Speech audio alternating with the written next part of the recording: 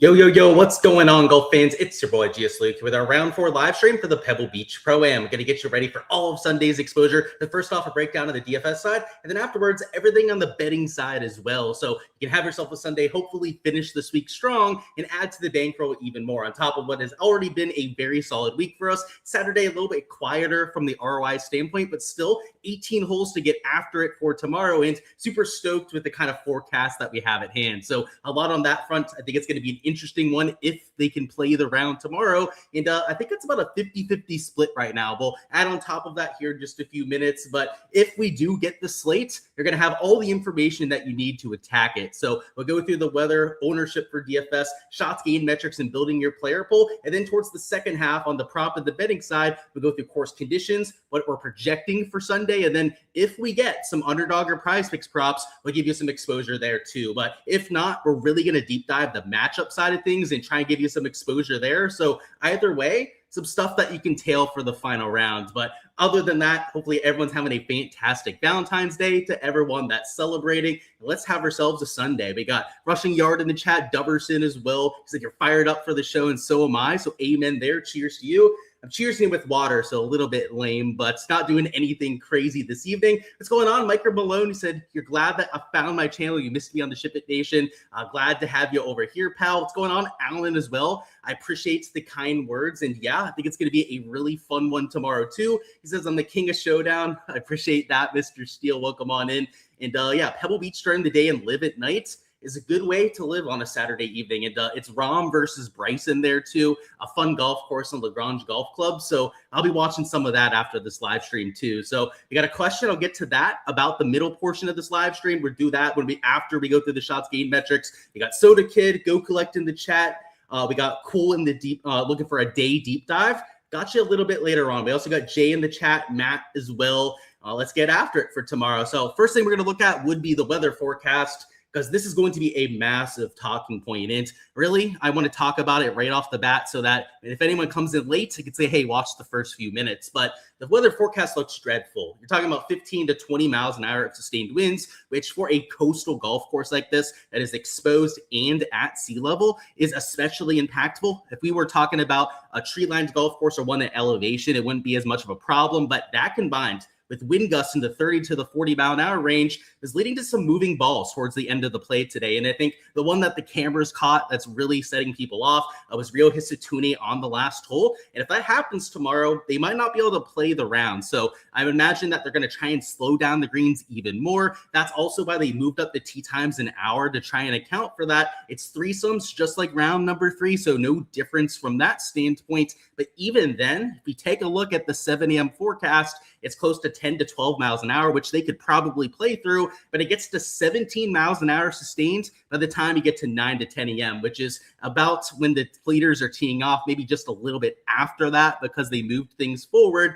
Either way, though, it's dicey to say the least. So if they're playing, I think the prop boards are going to be, fades mostly for overs on strokes and maybe unders on birdies. And from the scoring standpoint, you're not going to see the -9s or the -10 rounds that you had this week. It's going to be closer to maybe -2, -3 being the score of the day in major championship-like conditions. So from the DFS angle, I know we're going to focus on that a lot with props, but it also really impacts DFS because when there's not going to be as much scoring, the placement points that are in play on a Sunday mean even more than usual. And while I normally want like 2 to 4 players towards the top in most of my lineups, it's 3 to 5 on a slate like this. And that's not to say that I just want 3 or 5 of the guys starting in the top 5. I'm talking about guys that could finish in the top 5, top 10. So you can conceivably go back to like the T31s and they have a chance to finish top 10. But of those players that are T31 or better, that's, the top 40% or the field or whatnot, I want almost 5 of those guys in my lineups because of that. So you're still going to have to shoot something even par or better to make it to the optimal.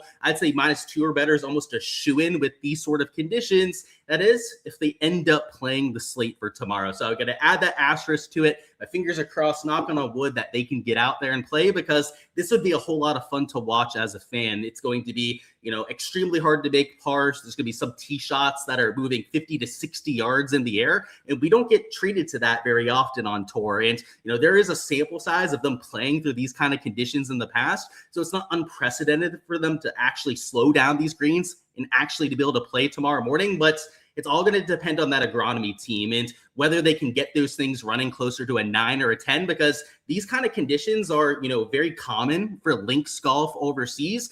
Those type of greens, though, run a lot slower than what you have in America. So that's why it's a little bit more difficult to get them playable on this side of the pond. But maybe they could pull a miracle overnight. So the next thing we'll go through would be the ownership, which is always a big factor for DFS, especially with just an 18-hole sample size.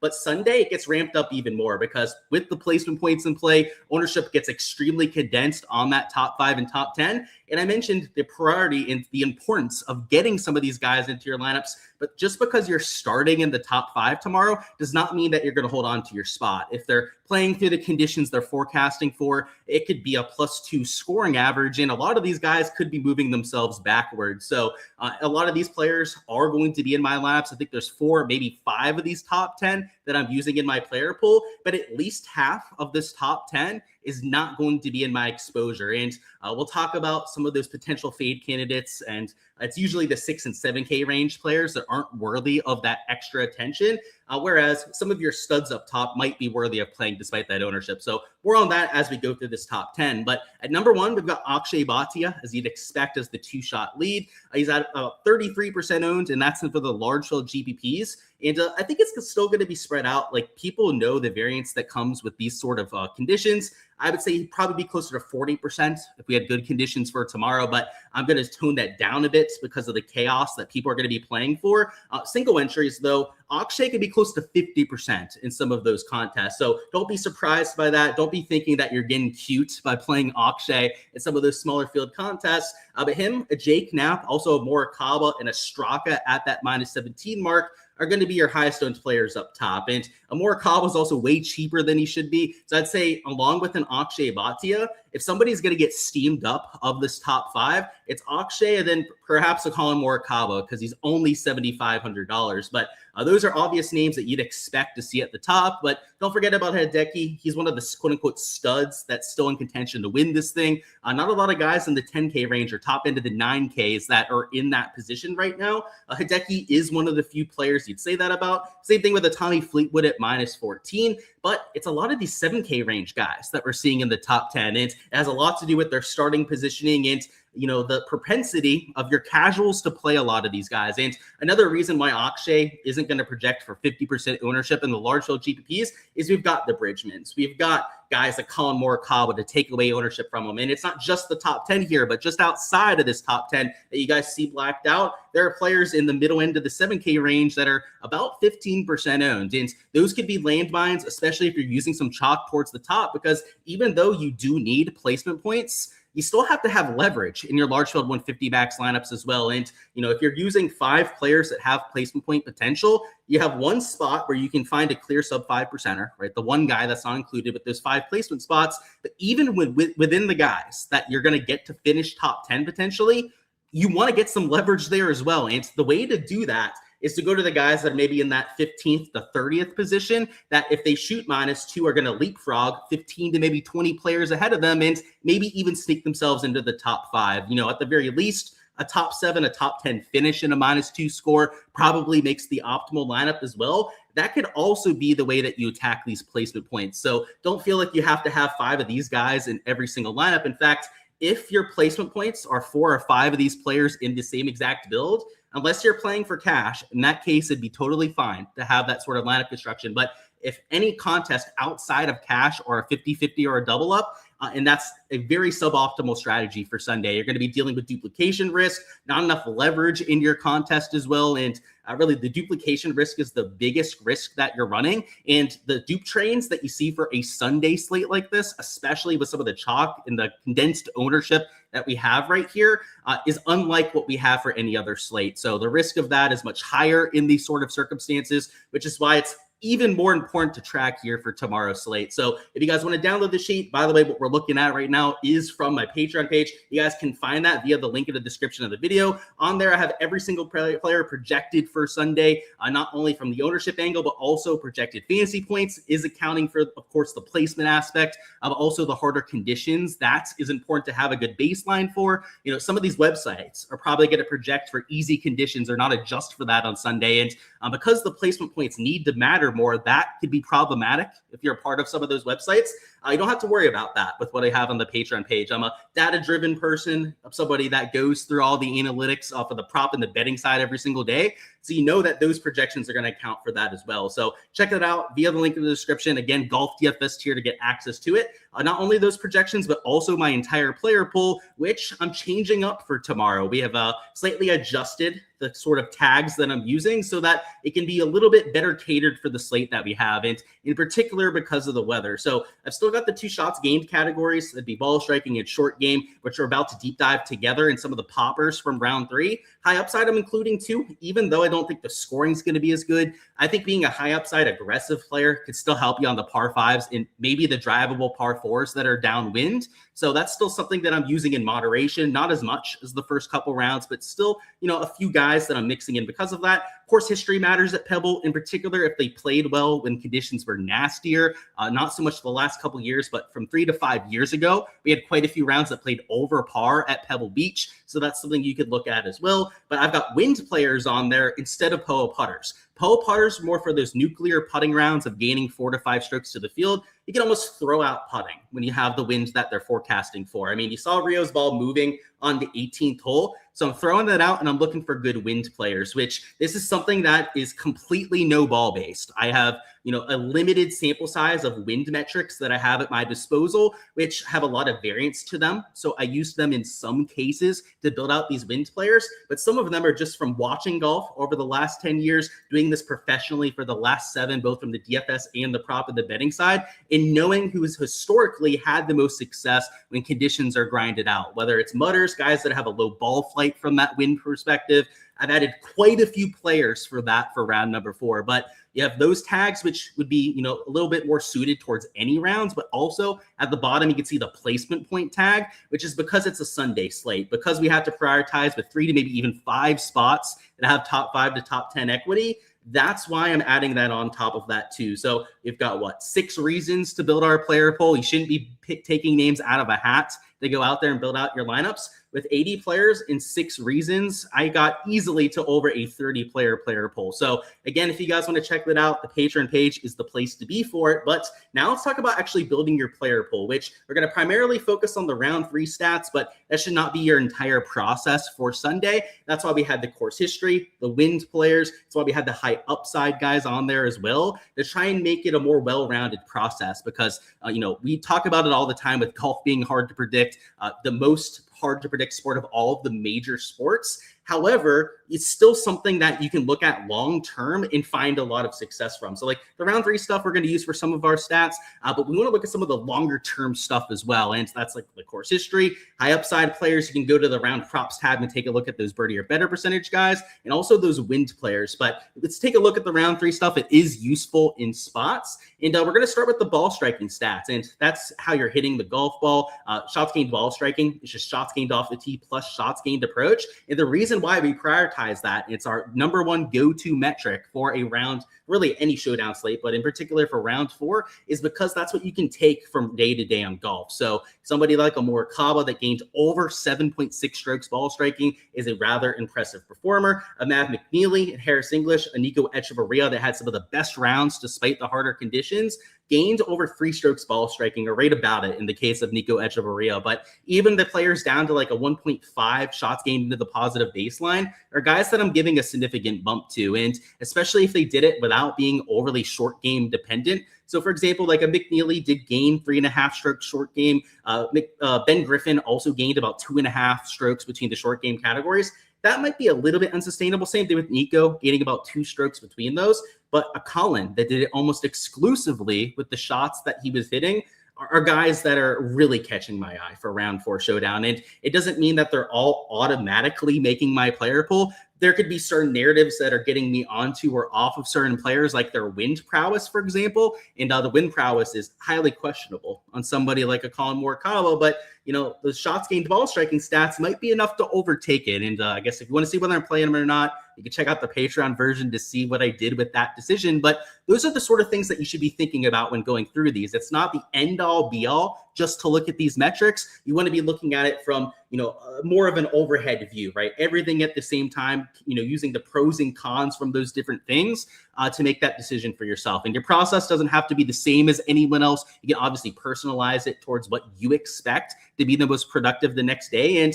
tinker with it, right? You can change things, figure out what works the best for you in your process. I always tell my members to explore that as much as humanly possible. But a few players that really catch my eye from the shots gained perspective on top of a Colin, it'd be Harris English. He hit the ball beautifully off the tee and on approach, but lost strokes in the short game categories. That could have been rather predictable with him gaining like 4 strokes short game the day before. But if he's closer to a neutral or even gains with the short game tomorrow, that could be another low round if he's a neutral or a positive with the ball striking. I also like how Ryan Fox sets up, gained off the tee, gained on approach, hit quite a few fairways, at least for his standards today. Normally more of that bomber that can miss, upwards of 50% of fairways in quite a few rounds, but lost short game too. So a few of these guys that if they could, turn it into a 2 to a 3 shots gained positive round with the putter, could be some of your best rounds of the day. And a few other things I want to point out would be like a Brian Harmon. He gained 3 strokes approach. He's a really good wind player. So hint, he's definitely in my player pool. Sam Stevens as well. He gained 2 strokes ball striking, and he went to Oklahoma State, and he's an absolute ripper in the wind. I could just tell you from watching or the tour over the last couple of years, he's somebody that routinely shows up when conditions get harder. When you can find wind players that are also checking the ball striking box, those are some of my favorite plays for Showdown tomorrow. So that's something to keep in the back of your mind. You can also look at the short game stats, and on the other side of the ball striking, which, ball striking consistent, that's why we prioritize it. These stats are a little bit sketchier. It's hard to back up a 3 or a 4 shots gained putting day, just like you saw with English the day before. English was your number 1 putter in the field. And what did he do with round 3? Right, he lost the 1.2 or 1.3 strokes, whatever it was. Let's look at Henley too. I actually have no idea what Henley did putting today, but Henley gained 3 strokes the day before. What did he do in round 3? I would venture to say he didn't gain 3 strokes putting. In fact, he lost 1.5 strokes to the field. So that's why when you look at the round 3 stats here, it's some of the guys that gained a whole bunch of strokes putting in. I could do that blindly because that's just how putting works. It is like, it's a roller coaster that just goes up and down every day. And it doesn't necessarily mean you're going to go from losing to gaining every single time. But it's very rare for you to lose 5 strokes putting every single day or for you to gain 5 strokes putting in every single round. So that's why guys like a Knapp, a McNeely, a McIntyre, a Hall a day, you might have to give a slight downgrade to in your projections. Whereas if we sort this the other way and take a look at some of the guys that lost a whole bunch of strokes putting, if they were even half decent ball striking, and especially if they gained ball striking but lost around the green and putting, those are guys that you might want to give a little bit of slack to. So for example, Ryo Hisatune, who gained 1.6 off the tee but lost 1.75 on approach, he lost 4 strokes short game. That was by far the biggest problem. If he can gain ball striking like he did for round number 2 and then, get some of that short game magic that he had from round 1, watch out. And I mean, this just shows you the kind of volatility that you have with these short game stats. He lost about 4 strokes today. What did he do in round number 1? I mean, let's just go to Ryo Hisatune. He gained 6.7, almost 6, well, actually, yeah, 6.75 shots gained in just round number 1 in those 2 categories. It's crazy how quick it comes at you. Golf, that is. It's a 4-letter word for a reason, as we say. It's very hard to predict. But a bounce back could be in store for some of these guys. And I'd say that Ryo fits that with the decent ball striking metrics. Rico Hoey, I mean, I mentioned this yesterday, did we not, saying that Rico Hoey was probably going to suck putting after gaining 2 strokes? Least surprising thing ever, that he went from one of the better putters yesterday to one of the worst in the field. But even if he's about a neutral player, he's such a good ball striker that he could be somebody that takes it under par tomorrow. So, Corey Connors, he really struggled with the short game, about 4.5 strokes lost there. And I'd say that this short game regression is probably even more so in play tomorrow because of the nasty conditions, because the greens are going to be so hard to read. Even these guys that could not get the ball in the hole could luck out a little bit more for Sunday, I would say. So you can look at the around the green, guys that lost a whole bunch there. They're going to be a little bit rarer than the guys that lost putting. But for example, a Pearson Cootie, a Minwoo Lee, even a Rory McIlroy to some extent, or a Corey Connors or a Michael Thorbjornsen could be slight short game regression candidates. But that's what we've got from the round 3 stats. I will throw out a slight note, though, that you can look at the entire event. Now that we've had 3 full rounds, the unfortunate part is that you really want to constrict it to Pebble Beach if you can. You don't have to, though. I think the Spyglass round, because we do have the shots gained metrics, could still work. But if you want to use the shots gained metrics for the first 54 holes to make some of your decisions towards the top, I think that makes a lot of sense too. So for example, if we sort this by ball striking for the entire week, Morikawa was number one. So maybe that's a data point that says, even though he's a terrible wind player, maybe we still end up using him. Or if Fitzpatrick really stands out, like maybe he's somebody that you use as a chaser at that T19 spot. Don't sleep on some of those metrics either. But now that we've gone through the metrics and really everything I wanted to from the DFS angle, let's open it up to questions or deep dives in the chat.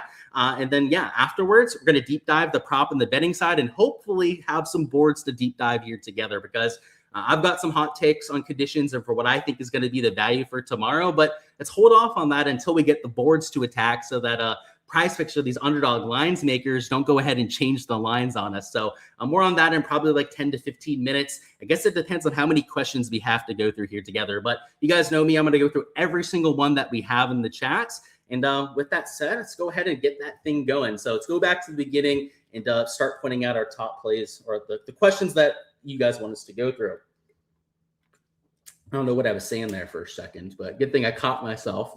And getting a sip of water. So we had a question about Colin. You're saying, is he freshened up enough to win this thing? The form looks great. I mean, number one ball striking in the field's hard to overlook, but he does have a pretty terrible track record in the kind of conditions we're expecting. So it's kind of like, a movable object meets unstoppable force. Like, what's going to happen when those two worlds collide? By the way, if you guys haven't already smashed that like button, go ahead and do so. I'll pump up those numbers, get this out there to even more people via the algorithm. And also make sure you guys subscribe to the channel so you guys don't miss any of the content to come. Not only do we do live streams like this for all the showdown rounds and prop slates, but also I do previews before every single tour event, golf course breakdowns, DFS and betting breakdowns as well, that you guys won't want to miss either. So make sure you guys go ahead and do so if you guys haven't already. It's a deep dive someday. So Jason Day gained a whole bunch short game, and the ball striking was sketchy. So from the shots gained perspective, this is about a 3.5, maybe a 4 out of 10 stat profile. You still have to give him some credit because he was an above average player today, but he did it in an unsustainable fashion. So I would say the course history is a data point that could get you onto a day, though. He's somebody that's played the most out of anyone in this field at Pebble Beach. And I believe of his starts, it's like 14 starts and 12 top 25 finishes. So it looks like he's going to have a hard time getting to the top 25 unless he shoots even to maybe under par tomorrow. But if anyone's going to do it, it's Jason Day, and he's an extremely good wind player. So I think that there's a case to be made for using him. So thanks for the info and entertainment. I appreciate you, Soda. Says, looks like we're going to have Carnage. How do we account for that? I've mentioned a few things that we're doing to account for it, but mostly more so of a priority on the placement points, and then maybe looking at some wind players too. With tee times moved up, how are we feeling about getting it in? A little bit better than before, but I still think it's about a 50-50 prospect. So we'll see if, again, maybe there could be an agronomy miracle overnight where we can really slow down these greens. I think that's what really has to happen. And it's going on. Kevin, welcome on in, my dude. He said Sunday Showdown's going to be a wild one. Amen to that. If the round gets underway, can they suspend it and call it?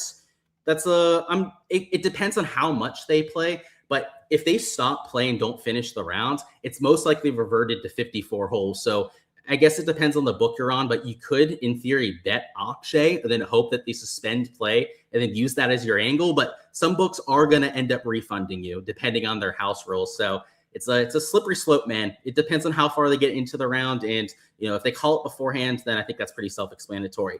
Can we deep dive Sam Stevens and Harry English? Thanks to the man. I got you, man. So let's do English first because I love English. His shots gained profile really stuck out. Ball striking was about 3 strokes into the positive today and then lost short game. He has a terrible track record at this course. So that is a data point working against him, but he's also a really good wind player. He's a low spin player, has a relatively low ball flight. At least he can manipulate his ball flight to make it lower when he needs to. So yeah, he's somebody that I'll be using for tomorrow. And the other player you wanted to go through was who?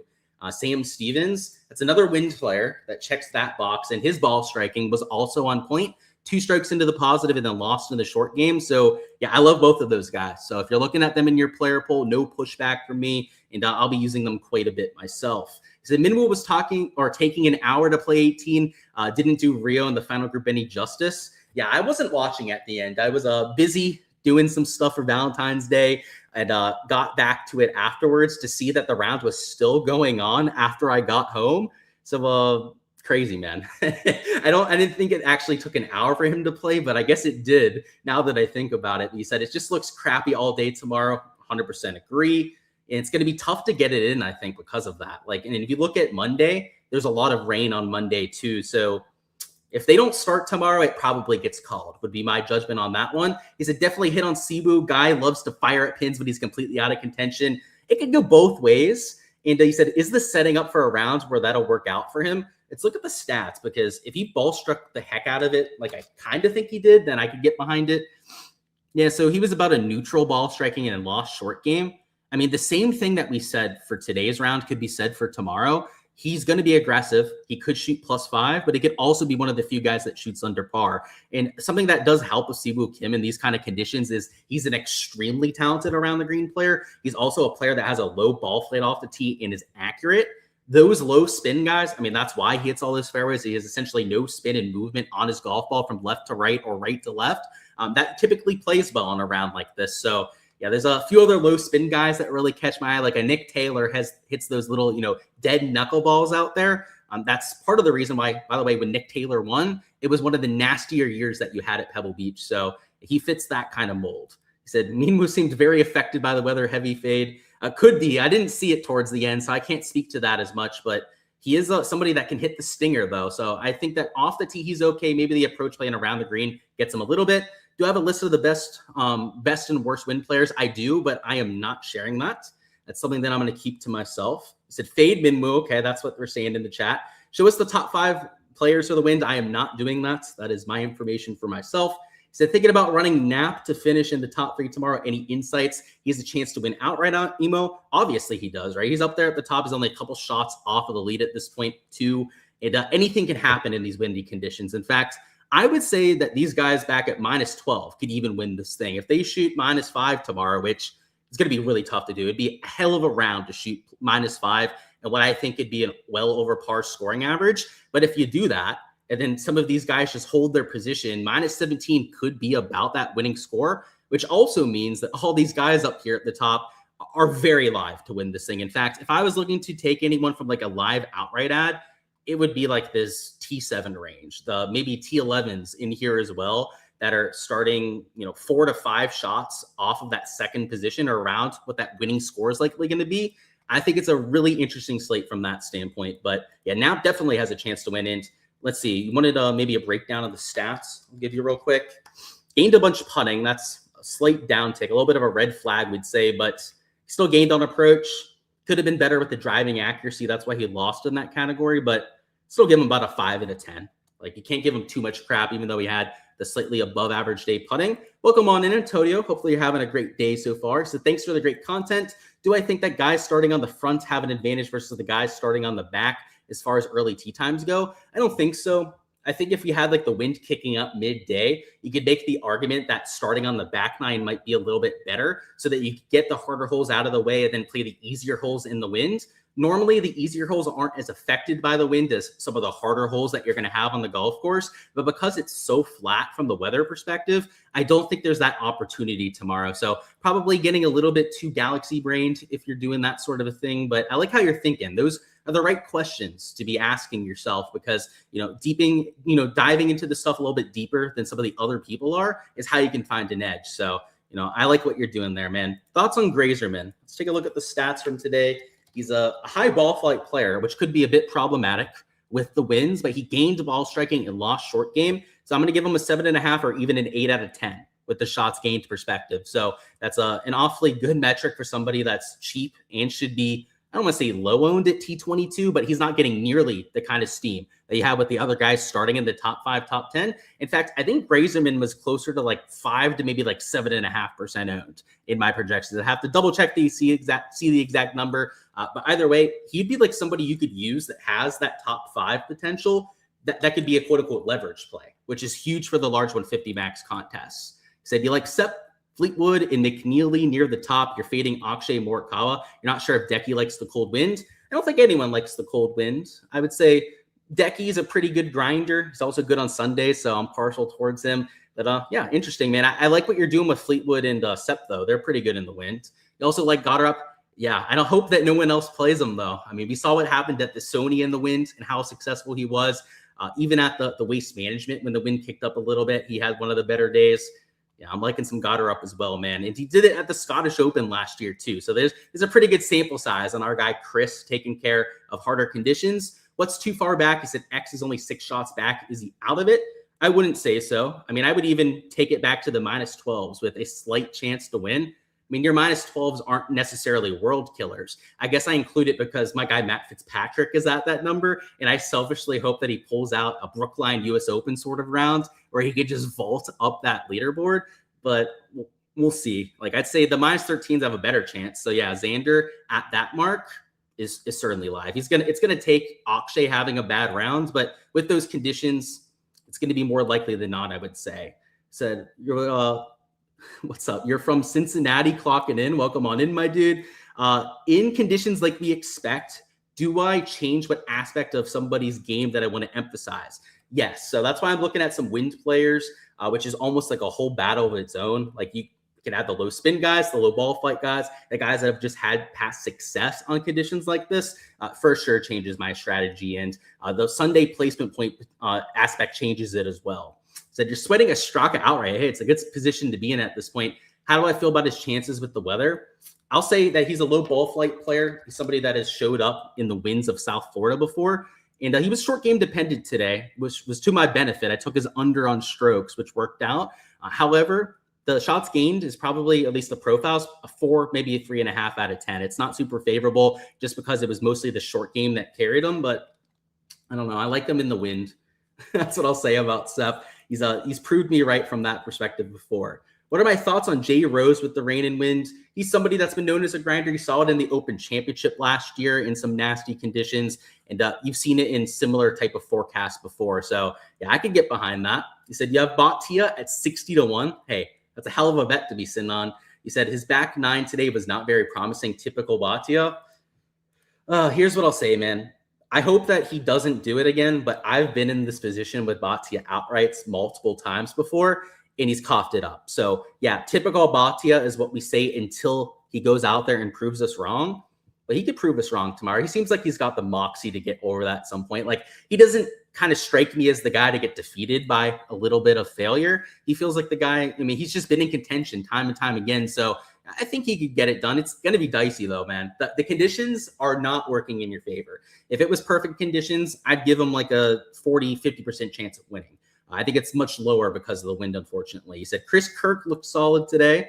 Yeah, he's a good wind player too, so maybe keep an eye on him tomorrow. So other than the last hole, I don't know what he did on the last hole, but I'm assuming it wasn't good based on your comment. So Straka's good in bad weather. He's a fave to win for you. Yeah, I think he's one of the favorites. Probably not the favorite because he's starting 2 back, but I think that of the guys starting a couple back, that he's right up there with the other 2. You've got some quality players there, though. Morikawa and Knapp are pretty good themselves. What's going on, Hooves? Welcome on in. Can I break down Nick Taylor's numbers? Yeah, I got you. Great course history. Played well when the winds were kind of whipping around Pebble. He gained ball striking and lost short game today. So it's a 6.5 out of 10 stat profile. He could have been better ball striking, would say, but still solid from that perspective. And really good course history. Andy's a good wind player. So probably guess what I'm doing with that one. He said, you have a few guys at the top to win outrights. Do I know any books that offer the field to win that excludes players on the last day? I don't know. I only have access to Hard Rock Bet down here, so I don't have a lot of those mainstream books, and I don't know their house rules. But yeah, I would ask Google or maybe Chat GPT or something. They might be able to help you out with that. Fitz hit a good drive today. You think it was 50 feet in the air and just ran down the fairway. Must have been prepping for this. Yeah, he's got that low ball flight. And another thing, too, is that draws are good in the wind. Draws have more of a penetrating ball flight. They're normally disadvantageous because they roll out more on the greens and they're harder to control from the spin perspective because of the lack of it. But when you're playing in the winds and you got some of that top spin going on like Fitz generates, it's fantastic for it. It's why he's had a lot of success on these kind of courses. So yeah, I'm looking forward to it. He's way back, 7 back, but we've seen 7-shot comebacks before. It's crazier things have happened. What's going on? He said Mackie Hughes is decent in the wind. You think, or maybe you're completely wrong. He's a good grinder, a good short game player. I'm not sure what the stats would say on it, but I would say from the narrative standpoint that doesn't seem crazy to say. He said days 13x with the top 10s. Thoughts on this? 13x, so plus 1,200 is what you're getting on it. Top 10 though, he's starting at like T26 or something, right? Let me get the exact number and how many people that he has to pass. T31, actually a little bit further back than even that. So 1 second, let me get the other characters out of there. So T31, and to get to the top 10, he's what, 3 shots off that at this point? The over par scoring average thing helps his case, because if he shoots -1, -2, that's probably enough. But 13x, I don't know. I might take a shot on that. Like if you're getting just that as a straight bet, it might be worthy of exploring. Is Hoagie a good wind player? He is. Low ball flight, also a low spin player. So that's the main reason for that. You're also spinning Bridgman top 15. Hey, you're in a good spot heading into Sunday. I've got some guys up there, but you guys have some really good bets heading into tomorrow. So I hope the sweats all work out for you guys. Do I think that there is anything to playing the big boys in the wind, like Sepp, Lowry? They got a strong base, unlike Vatia, Collin, and Winwoo. I do think there's something to that. Yes, because I am a bigger person that plays golf in the wind quite often. And yeah, you have that more stable base. I mean, it's just straight physics, right? Also the lower center of gravity. So if you're short and kind of stocky, then I think that would help him even more. So Shane Lowry, I hate to pick on you and whatnot, but he's got the perfect frame for these kind of conditions. So yeah, I don't think it's a big effect, but it probably helps at least a little bit. He said, Ben Griffin fade tomorrow. You don't really know how he plays in the wind. You just think that he had some lucky holes today. The shots gained metrics would back that up. I believe it was a little bit short game dependent, if memory serves me correctly. And yeah, 2 shots gained into the positive isn't completely unsustainable, but there could be some truth to what you're saying there. He said, Akshay will prove us wrong. Cold, rain, and snow. I hope he does, man, because he's such a likable guy. But yeah, typical Akshay until he proves us otherwise. How do I feel about betting on somebody for a top 5 or 10 if they're a few out and known as a good wind player? Depends on the odds, but I could get behind that. I know we mentioned it with Day. He's probably not my favorite play for it, just because it's such a long shot bet and he's starting, 3 shots off of that top 10 already. But if you're only a shot or 2 off, then I think it makes a little bit more sense. So what's a Lowry starting at? Like, I think he'd be a good example of that. Like Lowry starting at T11, like just off of that top 10. I feel like he's going to be moving forward, not backwards tomorrow. So in fact, I might even have to look at the odds on that myself. Thoughts on McIntyre? A really good wind player. In fact, let me double check if McIntyre is in my poll, because if not, I'm adding him. And for some sneaking suspicion, I feel like I didn't have him in my poll. So that might be something that I go ahead and actually fix right now. See, he's super cheap too. And yeah, I didn't have him in my player pool, but now I do have him in my player pool for tomorrow. So yeah, that tells you probably what I think about him. But from the shots gained perspective, I want to look at that as well. He was short game dependent, so that's why he wasn't popping for me. But the round 3 metrics aren't going to be the end all be all for Sunday. That's why we have that more well-rounded process, wind players, course history, etc., to get the plays. He absolutely has a chance to win. Yeah, anyone within 5 shots has, within reason to win. I'd say within 7 has within a miracle chance to win. But somebody like McNeely, who's 5 shots off the lead, more importantly, only 3 shots off of second place. Assuming Akshay goes backwards, that's kind of the number that I think is even more important for some of those players. He could certainly win this thing. And he's somebody that's from the golf course, has played this in these kind of conditions quite often before. What's the most windy round that I've ever watched and played? Windiest round that I've ever watched was at API a couple years ago. It was round 3. It was blowing 30 miles an hour sustained, which at a golf course that difficult, I believe played like plus 3.8 that day. A lot of fun to watch in person, by the way, when they're struggling that much. Windiest that I've ever played in personally was 60-mile-an-hour winds in South Florida when we had a tropical storm going by. It wasn't actually over our area in Florida. It was about 50 miles off the coast. But those, those outer bands of the storm that are bringing those heavy winds were over South Florida. That was a lot of fun. Actually made 4 birdies on the day, so had quite a bit of success. And I think that's a lesson that people can learn is the winds do work against you, but there are going to be downwind holes where you can use it to your advantage. And if you're a shitty golfer like me, I shouldn't say shitty golfer, single-digit handicap, but still nothing like a professional or anything. Getting my 270-yard tee shot to go 300 downwind and then driving a few greens will lead to an extra birdie or 2. So it's fun to play in Florida. It happens all the time. Short and stocky, shout out to Ryan Fox. Yeah, there's a few other guys we could say that about too, but let's not make fun of them on the chat. Will you let people use their imaginations on that? What's going on, Greg? Said, thank you. I appreciate you. Hit the like. Yeah, hit the like if you guys haven't already. I appreciate that, Greg. Said, obviously depends on the numbers, but can I see myself playing positive stance plays? Or is the win that bad? completely depends on the numbers. And I almost like don't want to throw it out there because I feel like the Prize Picks or underdog lines makers could be watching before they post the boards for themselves, but completely depends on the numbers. We're about to talk through conditions. We're about to talk through the prop and betting side. So I'm going to have to spill the beans on what I think the scoring average is going to be, but well over par is what I'm expecting the scoring average to be. So yeah, it depends on the numbers. If they're posting guys at like 2 over par, then maybe, but depends on that. He said, just subscribed. Hey, I appreciate that, Brandon. I don't think that you'll regret that. And he said, you love listening to me. He said, Batia or Nap winning would give you 4 in a row, but you're a little worried. Dude, 4 outrights in a row. I don't know if you're live adding those. You might be if you're hitting 4 weeks in a row. Either way, man, best of luck, and I hope it works out for you. But let's go through some prop stuff now. If you guys were here for DFS, I appreciate you guys. Best of luck. I hope to see you guys towards the top end of the GPPs. Smash that like button if you guys haven't already so that we can pump up those numbers just a little bit more. If you guys want to download the sheet with all my projections, my entire player pool, again, the Golf DFS tier on my Patreon is how you guys can do so. But let's talk through some props. And scoring average today was still -2, despite the harder weather. By the way, what did we call for? A -2 to a -2.5 scoring average. Birdie average was still 4.75 per round. So it played exactly how I expected it to. In fact, even the bogey or worse average was 2.5 per round, which was exactly what we called for.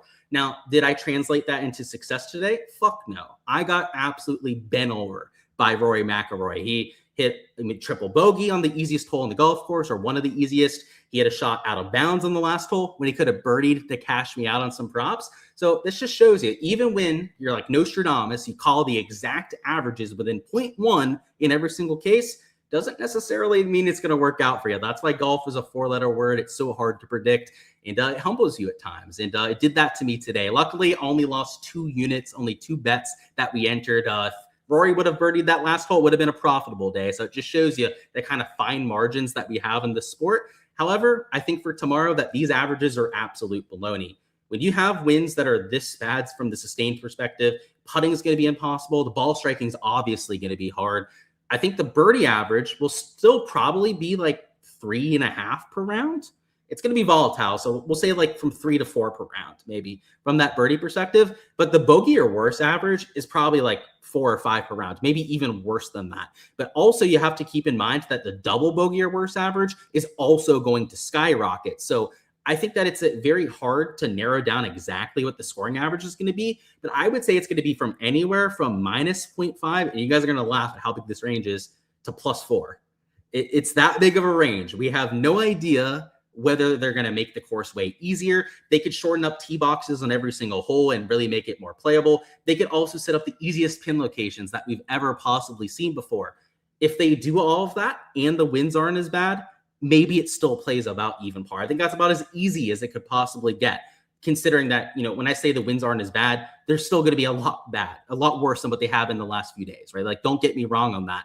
However, if they don't take it easy on the players and balls are moving around, if they don't stop play for whatever reason, which, by the way, if the balls are moving around, they probably stop play, but maybe they just want to be devilish for once and let it all happen, then it might play +4, because there have been rounds at this event where it's played +2.4, where it's played +3.2 at Pebble Beach. In these conditions, it's not just the wind, by the way. It doesn't show this really on this forecast, but the other forecast, there's a shit ton of rain in there too. So let's see. The NEM, I guess, isn't showing it, but GFS will have the rain in the afternoon. Rain plus heavy winds is just absolute hell to play in. So that's why I think that, negative stance plays, overs on strokes, unders on birdies are most likely the way to go about it, because I don't know what the projections are going to look like on these books. I don't even know if they've posted them yet on sites like Prize Picks, Underdog, or even Draftkings to go through. But I would think that they'd probably put it at about like an even par scoring average. Like, I don't think that they're going to project it way over par. So if we get lines that are around even par on some of the sports books, especially for average players, then I'm going to fade that, especially if balls are moving on the greens. Like, I'd rather just bet against players and, smile as all of the carnage unfolds. And those are some of my most enjoyable slates that I have on golf betting. And I don't bet for fun. I bet for money. I bet for long-term ROI, right? It's different than a lot of you guys watching probably, but I'm a professional and I have to take this a lot more disciplined than a lot of you guys out there. But when we get a slate like this where I can fade and just sit back and watch double bogeys and just laugh at golfers, it's the most entertaining that we possibly get. So I'm looking forward to that. Hopefully, I'm not sure whether we're going to get these boards to go through, but you can see on Prize Picks, they only have birdie or better matchups up. And I'm assuming that even DraftKings hasn't gone ahead and posted a board yet because they're just scared of the conditions that we're going to get. And I guess I can't blame them, especially because we might not even end up playing the round when it's all said and done. But I hope we get them at some point. I hope one of these sites nuts up and just ends up posting something so that we have some stuff to go through. Let me go ahead and actually look at Fanduel too. And yeah, look at Fanduel. Fanduel's actually gone ahead and posted. So we actually have a fighting chance, I'd say, at getting a board to break down. And while we might not have it on the Pick'em sites quite yet, we can go through Fanduel and then use that for a game plan on the other sites. So let's go ahead and do that. And we can look at birdies too. We'll do that with the search tab on the top right. And let me know any bets that you guys want me to deep dive. But we don't have pins quite yet. Those will be dropping in 15 minutes on the PGA Tour.com's Twitter. To mention the pin locations, even though the weather looks dreadful, I think even par and over par scoring average is what we're going to see. The pins in the tee boxes should be way easier. There's no way in hell that with this kind of forecast, they set it up like a normal Sunday. It's just not going to happen. I expect to see a lot of center pin locations to take it easy on the players. I expect to see the par threes moved up, especially the ones that are into the wind, at least a tee box or two, which is why I think like the +4 scoring average is probably just unrealistic. But something closer to even the +2 is probably more realistic for tomorrow. So let's see what we have on the boards. And you can see Fleetwood is juiced towards the over at 71.5. So that means that they have him at about an even par projection, which for an elite tier player feels about right. I was kind of hoping to be able to get some like lower tier guys at 71.5 and take their overs, but it looks like that's going to be wishful thinking. In fact, a Minwoo Lee you can see at 72.5 strokes, which is a 0.5 over par, and he's even money in either direction. That feels about right. Maybe even slightly higher than it should be on some of these players. So they seem to agree with me on the conditions getting significantly harder than what they have been so far. Matt McNeely's at 72.5, and you can see that he's juiced slightly towards the under. Lowry's even money at 72.5. So a lot of this will come down to the tee box setup, just how much they can slow down the greens. But at these sort of numbers, I think there's going to be some fade value that can be taken, and then potentially even some positive stance value that could make sense as well. And that's kind of what Antonio was asking about, is whether, some positive stance plays could make sense. If you give me an elite tier player at 72.5 strokes, I'll take them to shoot even par or better. Now, will I do a 71.5 under like a Tommy Fleetwood here? No, I'm not going to take somebody to shoot under par at anything close to even money. But if this was like +150 or something, and we were getting significantly better odds than closer to even money, then I think it actually might make some sense. So it's all going to come down to the pricing, but I also want to look at the birdie or better board too. So it's searched by birdies. And by the way, if you didn't know that, if they don't show up on the main page, you can just search birdies in the top right, and you can find a lot of this stuff. But Sam Burns is at 3.5 and he's juiced way under. I don't think I agree with that. Like the birdie average will probably still be at least 3 per round, maybe like 3.5 at the highest, which means an elite tier player like Burns or a Jordan Spieth, for example, I think could be closer to even money at this 3.5 mark. So we'll have to see what like Underdog, Prize Picks end up doing from that perspective. Like Prize Picks could have a lot of these guys at 3 birdies, and you might be able to take their over with that push equity. And let's go back to my story about that really windy round.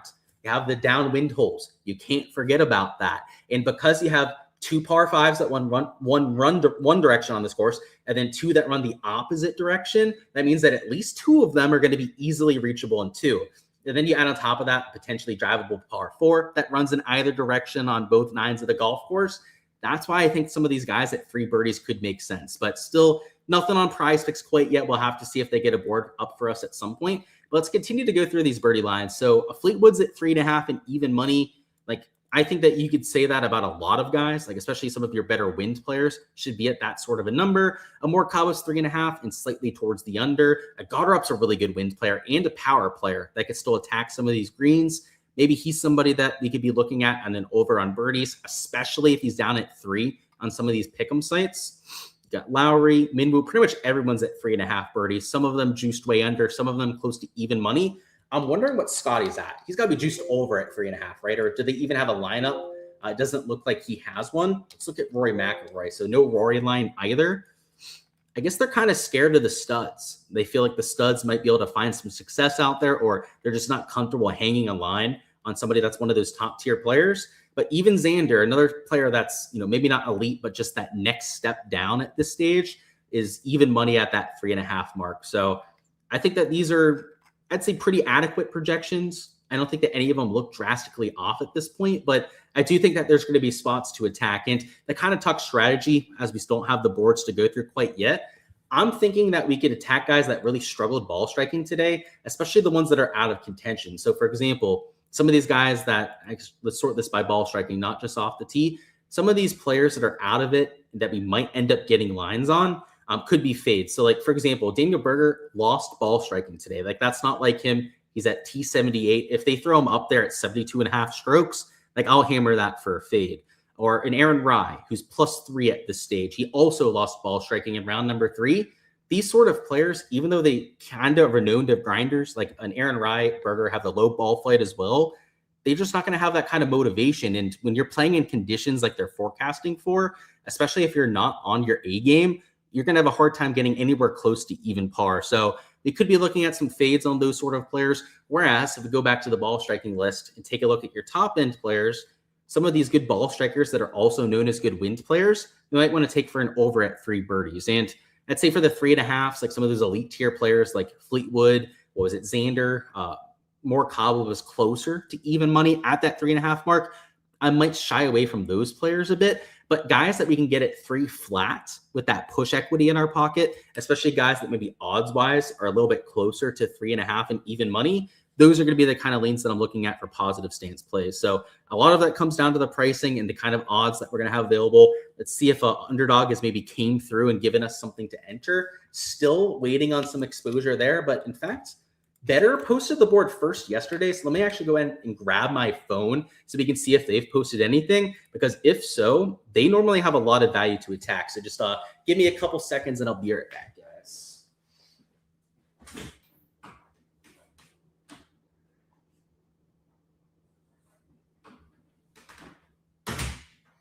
Let's see. They probably don't have it up, but we'll check just in case. So yeah, it doesn't look like they have the board up quite yet. Well, we'll keep an eye on which one ends up giving us props to go through first. But what we're going to do in the meantime is we're going to go through some matchups that might make sense and some spots that I thought were at least somewhat intriguing before we got on here. And my 3-ball strategy for tomorrow, it's 3 balls again, which is sub-ideal in my book. I'd rather it be 2 balls head-to-heads that we're betting, just because I think the 50-50 markets have better odds compared to some of the other ones. But I think if we can find some good ball strikers and wind players, that could be a way to attack this board too. And one that was really sticking out to me was Sam Stevens here at plus 182. Not sure what the odds on Hard Rock Bet are going to look like. We'll have to see when they get those up a little bit later on this evening. But out of these 3 players, he's ball striking at the best out of all of them. So just to show you that, let's go over here to the matchups tab. Let's put Stevens in there. That's what Stevens versus Pendrith versus Kitayama, I think. But let me double check on Kitty. He's the only one that I'm like 50-50 on whether he was in that matchup or not. So yeah, Pendrith, Kitayama, and then Stevens is that matchup that we're comparing. And if we take a look at the stats so far this week, Stevens is the best off the tee player. He's also the best player on approach, but he's losing about 1.33 shots gained per round short game, which is something that we could expect to turn around. But with the blustery conditions, I don't think it's as big of a deal. Everyone's going to have trouble getting the ball in the hole. Everyone's going to have a really hard time putting POA when it's blowing 30 to 40 miles an hour. So give me the ball striker. Also give me the player that went to Oklahoma State, is used to playing in these windy conditions, versus 2 guys that haven't been as sharp with how they're hitting it and are high ball flight players. Pendrith hits the ball sky high, hits it a long way, but it's going to get hit by the wind for a long time. Same thing with Kitayama. He hits the ball a long way. He had a lot of success in round number 2, kind of came back down to earth in round number 3. So give me Stevens with a little bit more positive momentum, and also as the more consistent player here. We don't want spike performers in this wind. We want guys that are consistent in this wind, which should also kind of change your thought process and your strategy on trying to choose the players that you're going with. So that was one that stuck out, but I also had another one, but I forget who it was off the top of my head. Let me go through these names and I'll be able to pick it out here real quickly. But it was the same sort of idea, and I remember it now. It was Brian Harman, because he's also a really good wind player, and they're hanging a plus 260 on him, despite him having a really good day today. And in fact, if we go back to the tournament tab and we bring up Brian Harman in round number 3, he was one of the better approach players that we had in the entire field, gaining 3.1 shots gained with just his iron play alone. So at plus 260, especially with conditions that are right up his alley, Fitzy and Norn, by the way, are grinders. They're good in the wind as well. But this just seems like a bit of a disrespectful projection on somebody that won an open championship with conditions that were extremely bad. Were exactly what we're going to get for tomorrow. So those are a few names that really stuck out. But because we don't have boards on Prize Picks or Underdog quite yet, we're going to spend a little bit of extra time going through these matchups too. So I'm going to catch up on comments now. We'll go through those, and any matchups or three balls that you guys want me to deep dive with you here, just let me know in the chat, and maybe we can find 3 or 4 to tail from that perspective. And I promise you, at some point, if we have the Fanduel odds, we're going to get boards on Prize Picks and Underdog. And even if we can't cover them here on the live stream, do keep in mind though, guys, that I will be posting all the exposure that I'm taking also on Better, if hopefully we get a board there as well, on my Patreon page. Golf DFS tier is how you get the spreadsheet from before. That's obviously for the fantasy side of things. For all the exposure I'm taking on the betting side, though, that's what the golf betting and prop tier is for. So again, link in the description of the video to check that out. Highly recommend it. And not only do I post all my exposure over there, all the reasoning behind it to make you a better of golf, but also all the averages to help out with your research process, weather reports, and how to adjust those averages for the next day, all included via that tier. So link in the description to check it out. But let's catch up on chat and then go through a couple more matchups before hopefully we get a board to go through. Got to catch up on chat. I think we were here with R. Klein. He said they're definitely watching after day 2's ass whooping they took. Yeah, that's for sure. And that's why I was a little hush about the averages at first. But now that we have a Fanduel board, we can open it up a little bit more because they have those to go off of. He said, but that's why you're different. You post your losses, others don't, of course.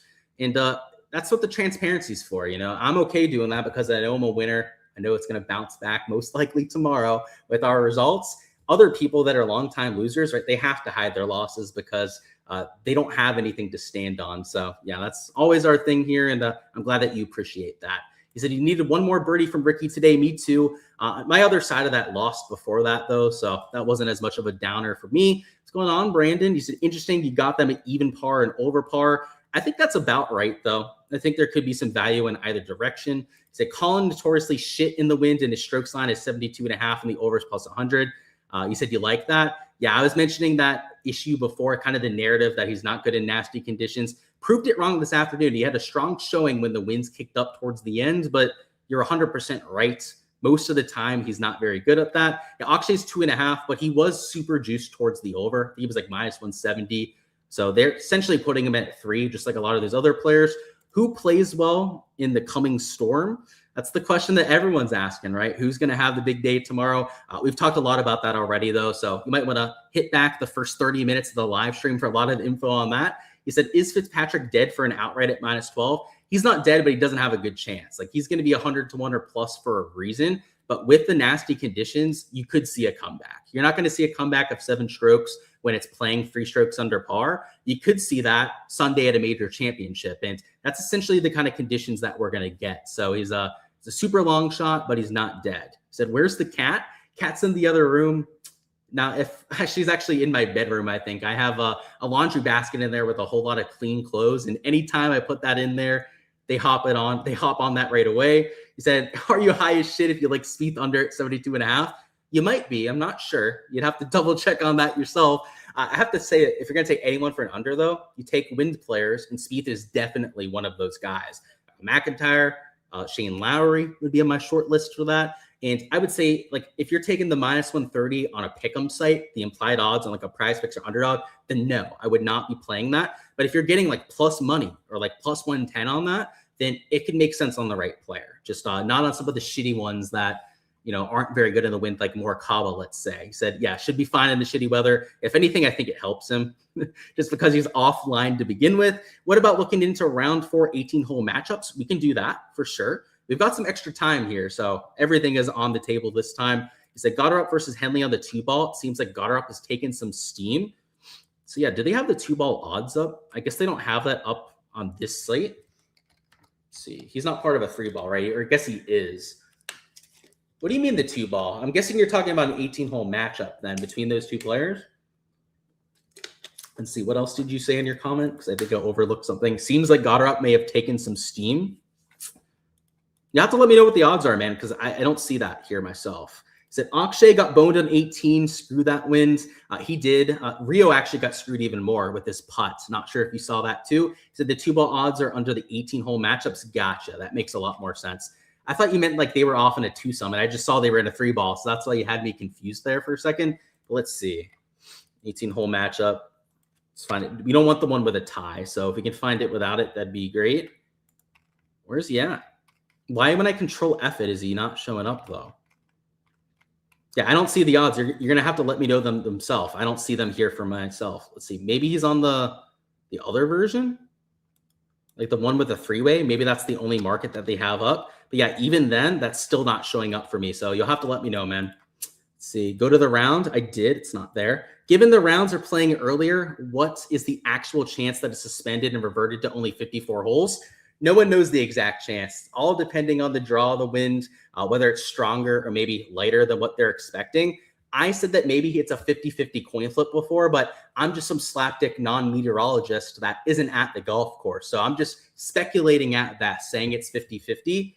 We'll see tomorrow morning, man. There's no reason on trying to guess ahead of time whether it's going to happen or not. If they play through it, great. We'll get to watch some fantastic golf. If not, it'll be a little bit disappointing, but there's nothing we can do about it either way. Am I watching Adelaide? I will be after we get off the live stream. He said Rio got screwed for the last 5 holes. I saw that, man. And he's still in position for our top 20. So we need him to play well tomorrow to secure that. But a lot of guys did. Like the guys slow playing it, like Minwoo Lee apparently. I didn't even get to see that, by the way. I turned it off for the last like half an hour. Just stupid. So the tournament over 72-hole matchups, gotcha. So it's at a different tab. That makes a lot more sense why we couldn't find that. See, Henley versus Goddard, and you said Goddard's the big favorite. Are they starting at the same number? I guess that's something else that we want to look at there too. Let's see, Goddard is T22, and then Henley is starting at T31. So yeah, the reason why he's minus 172 is because he's got the one-shot lead. And you could argue that a one-shot lead with conditions playing over par might not be worth it, but Goddard's also a pretty good wind player. So I don't think that one's too far off. Said, do I know if the round gets suspended or do props still cash? They probably don't. They won't. They have to finish all 18 holes to count. So they're not going to cash them in either direction. So for example, you take an over on strokes at like 72.5. So obviously shooting over par cashes. If they're plus 10 through 9 holes and then they suspend play, you're not going to lose that bet because they only had like 48 shots on the front 9. Like it won't work out that way for you. They're not both T22. I believe one of them is one shot back, right? It's Goddard versus Henley, right? That's the matchup that you were talking about. Let me double check on that. Yeah, Goddard versus Henley. Yeah, I don't think so, man. Henley's there at T31, and then Goddard is there at T22. So that's the reason for that change. Pin locations just uploaded. Okay, we'll take a quick look at those. We're not going to go hole by hole just because I don't think it's necessary. They're going to be super easy pin locations pretty much no matter what. But I do want to take a look at some of the par 5s. You're good, my dude. Hey, it's Saturday night on Valentine's Day. You don't got to apologize to anyone.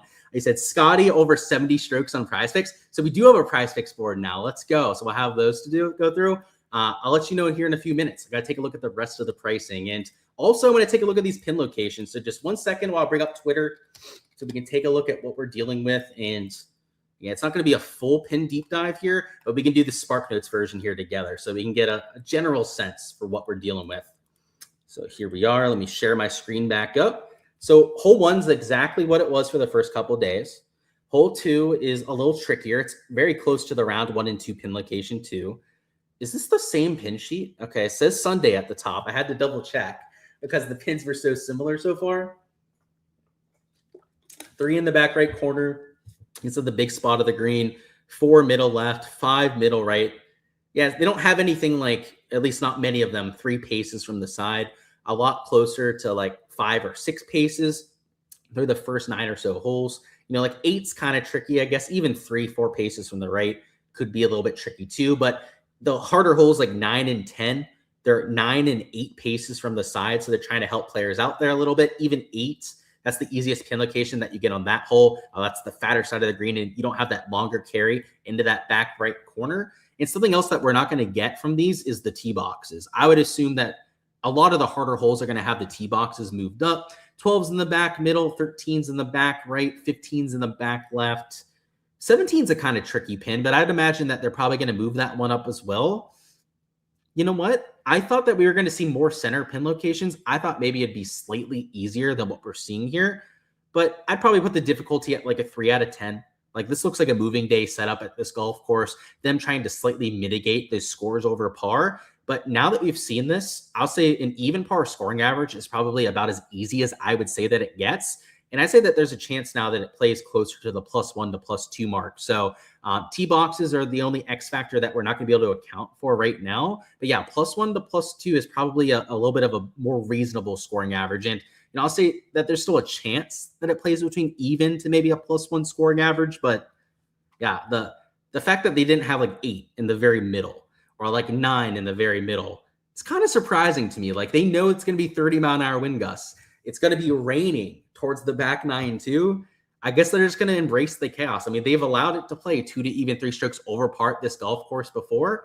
So it's not completely out of reason for that to happen. And I'm kind of glad that we went through these pin locations quickly before we went through these prop boards, because it kind of changes what I want to look at. And somebody mentioned they wanted to look at those 18-hole matchups. So I'm going to do that real quickly just before we go through the prize picks board.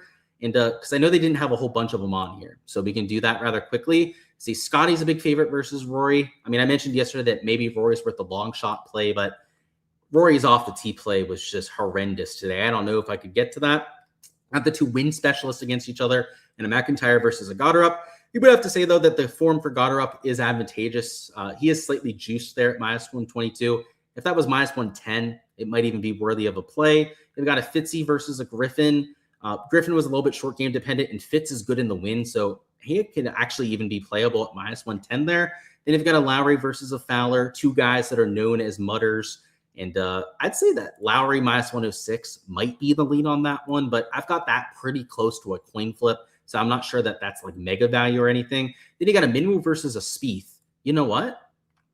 Yeah, I'd take Spieth on that one all day, especially if Minwoo kind of looks shook towards the end. It wasn't having that kind of success. And in fact, going through all the matchups so far, that's probably the favorite that I've seen. Then they've got a Fleetwood versus Xander, which is close to even money. That sounds about right. Hideki versus McNeely at even money.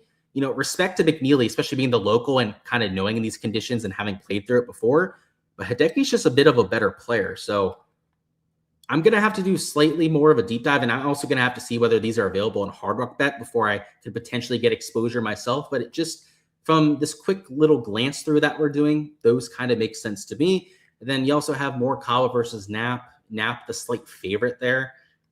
I actually think that Morikawa should be the slight favorite. Like, respect on his name, the multiple-time major champion, also somebody that was #1 in ball striking today. But yeah, my favorite would have to be the Spieth and Hideki ones. 2 grinders that are kind of known for their wind prowess. Then yeah, maybe those 3-ball bets before too. I'm going to have to line shop what I can get on Hard Rock Bet into kind of markets that are available. But I'm thinking that wind prowess, the low ball flight, and then the ball striking stats are really what we want to be leaning on. But I do want to take a look at this prize picks board because I wasn't sure whether we were going to get one here in the live stream to go through, but luckily we do. And it looks like it's very similar to the Fanduel board where there's a lot of guys at maybe even par, but it might even be a little bit more optimistic than what we had on that Fanduel board because guys like a Matt McNeely, I thought were at like 72.5 and even money. Same thing with like a Knapp, those sort of players. So maybe this is like 0.5 strokes lower. So let me just double check on that. So didn't mean to hit that, meant to control F it instead. McNeely was -138 towards the under. So I guess not quite even money, but let's look at Knapp. Let's look at, I know that Fleetwood, he was 71.5, and then he was juiced towards the over. And let's look at Ben Griffin. That's another one that I'm kind of curious about. Let's see. So Ben Griffin is also that -138 towards the under, but I'm not necessarily sure I agree with that. And to go under 72.5, they've got to shoot under par with these kind of nasty conditions that they're calling for. So I think that fade value is squarely an option. And I might want to go to somebody like a Jacob Bridgman instead, just because he's a little bit more of a lower tier player. But we've only got strokes to go through, and it's only Prize Picks that has them up right now. Let me go ahead and refresh Underdog. Maybe they'll give us a little bit more selection that we can go through together. So still only the tournament finishing position there.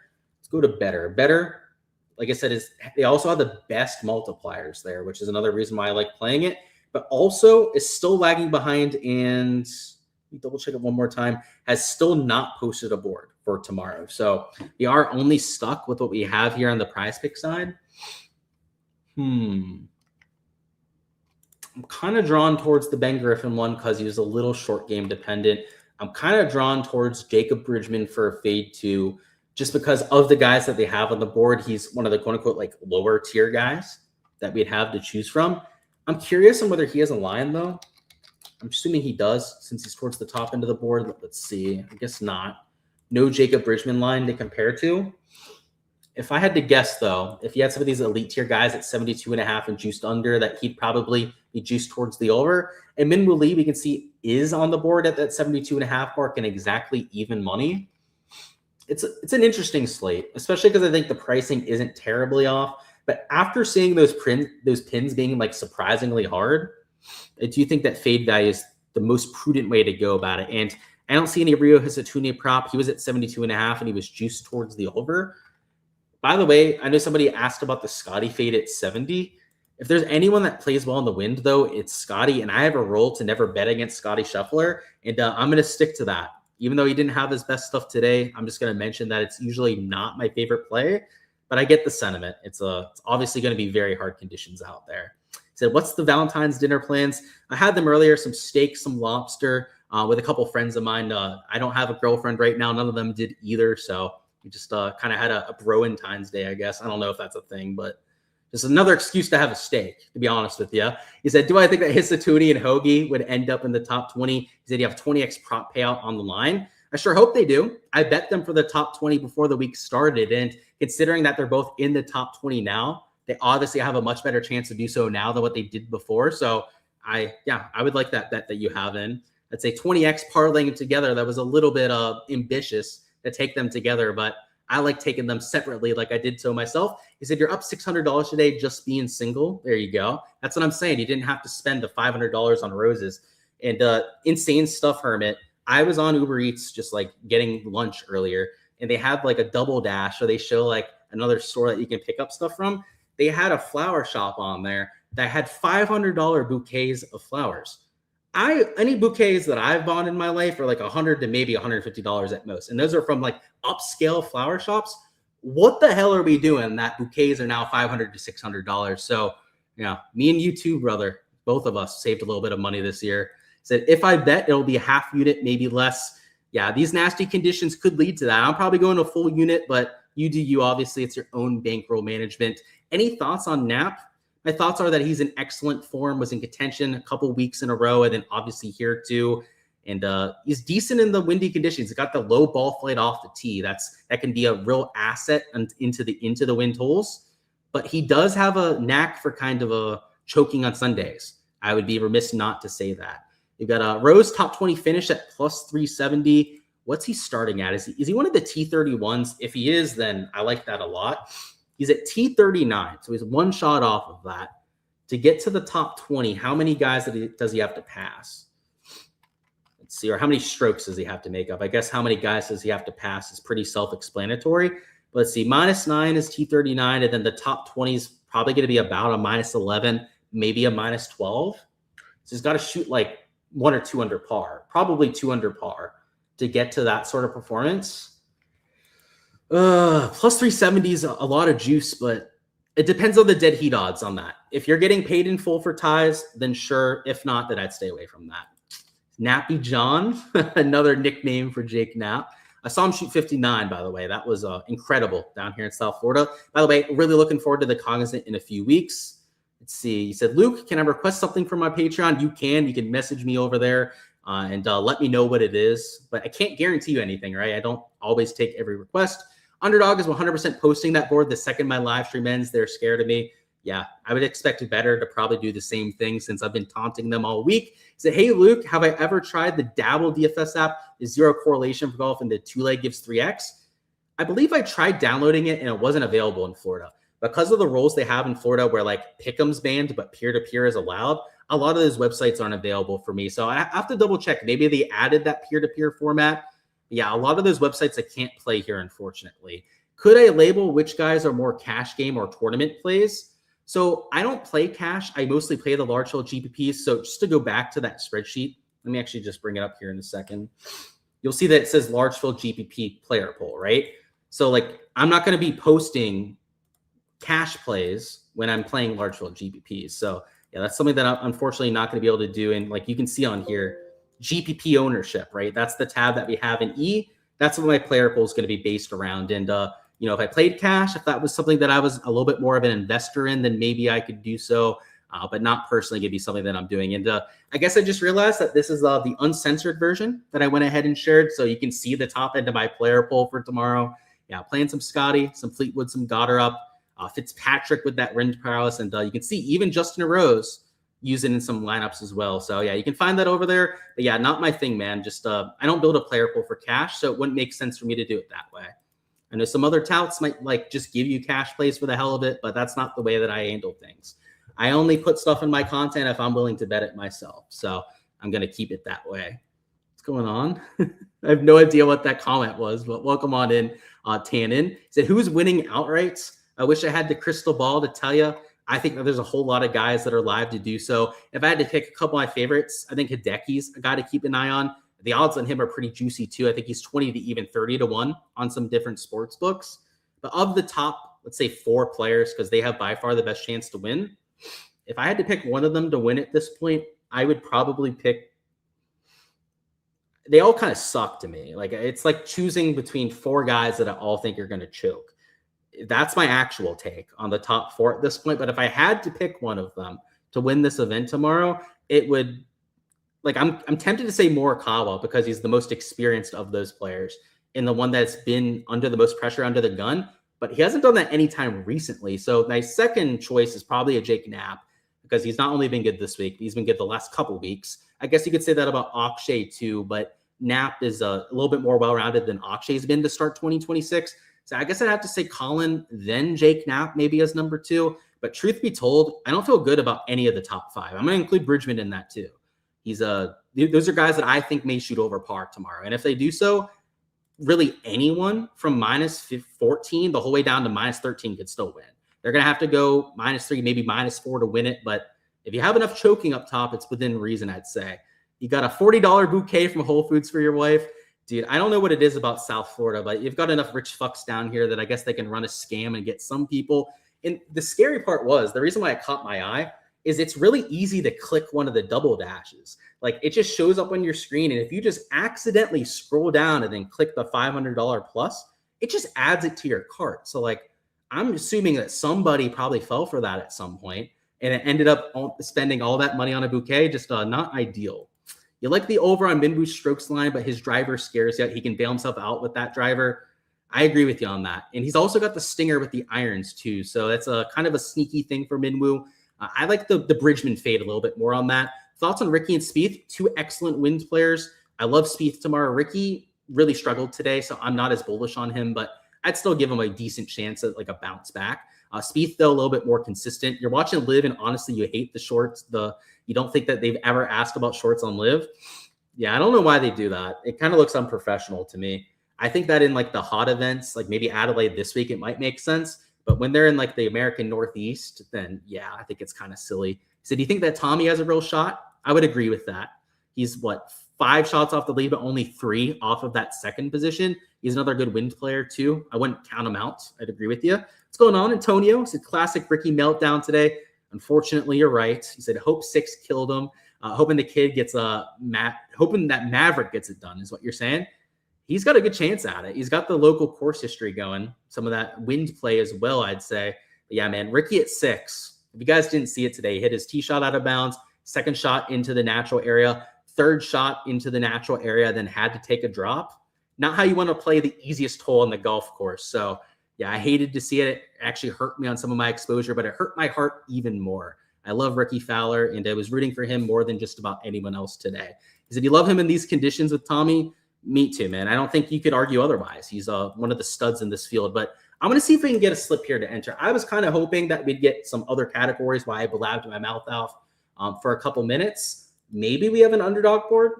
Maybe we yapped long enough to finally get something posted. But yeah, it looks like they're waiting until we end the live stream to get that up. But let's go to Better one more time. And Better did just post their board.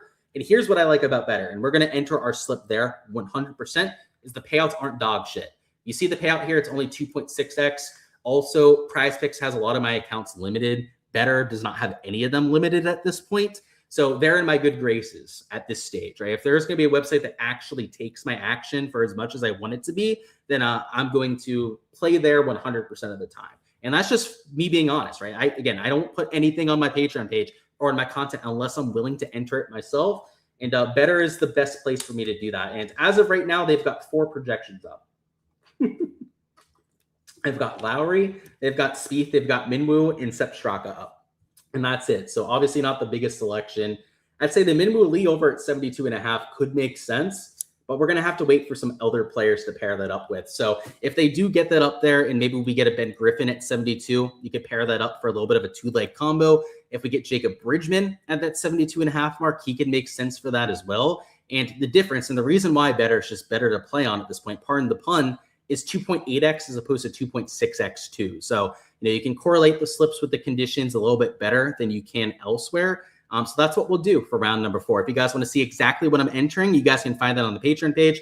We're an hour and a half into this thing, so I do have to cut this off or we'll be talking here all night. Not that I, would be totally against that, but we've got to shut it down at some point so that I can get to some of the video games and stuff I want to do with my friends tonight. But if you guys want to see all the exposure that I'm entering, you guys can find that on the Patreon page. There were a couple matchups that I thought made sense. If I can find similar, if not better odds on Hard Rock, I'll be getting some exposure on these on myself. But for everything on Underdog, Prize Picks and Better, you guys can find that via the golf and betting tier on my Patreon page. Again, link in the description of the video to check that out. It's not overly expensive. You not only get every single piece of exposure to tail for yourself, and that would be before the bumps happen, but also stat averages, weather report, and you're just going to become a better of golf in the process. But that's all I've got, guys. I appreciate your support on the channel as usual. We've been absolutely killing it with the support this week. The highest like numbers that we've ever had, the highest view numbers we've had on live streams ever on this channel. And we're just very early into 2026. So it bodes well for our trajectory the rest of the year. And I owe that to all of you guys.